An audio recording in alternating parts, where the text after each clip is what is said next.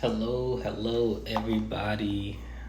I was sitting here reading through the book of Exodus, and if you have not read this book in the Bible, you should definitely take time out to read it. It is very interesting, very inspiring, just to see just the power of God, really. Um, but it got me thinking, just, do you just feel like you are in chains and enslaved in life right now? Just certain situations just seem to have you just bound, and you can't seem to figure out a way out of it. The children of Israel in the book of Exodus, they were in bondage for, I want to say it's like 400 or 600 years. Correct me if I'm wrong, but they were in bondage for a few hundred years. And God heard their prayers. He got a hold of Moses. He sent Moses to bring them out of bondage into a land that he has promised them.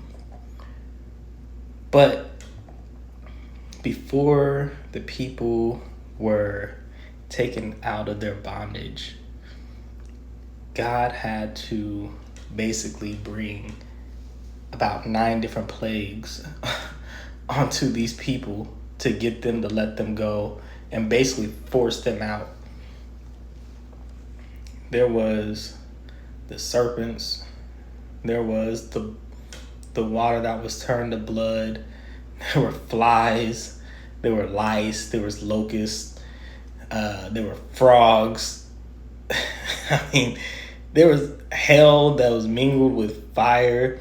There was famine. There was all sorts of things that were coming finally all the way up until the firstborn of all the Egyptians were killed by the death angel, that they kicked them out.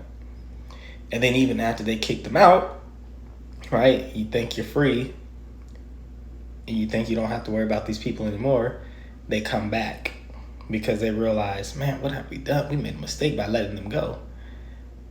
And then God opened up the Red Sea. They crossed through the Red Sea. And Pharaoh and his army that was chasing after them through the Red Sea, God closed up the Red Sea on them. They all drowned. In our situation in real life, it may not be we're literally coming up out of bondage and we have a whole army chasing us, right?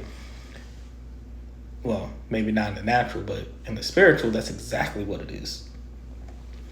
But it could be, hey, we're just going through a situation in life that seems like it's never ending. It could be we feel like we're in poverty.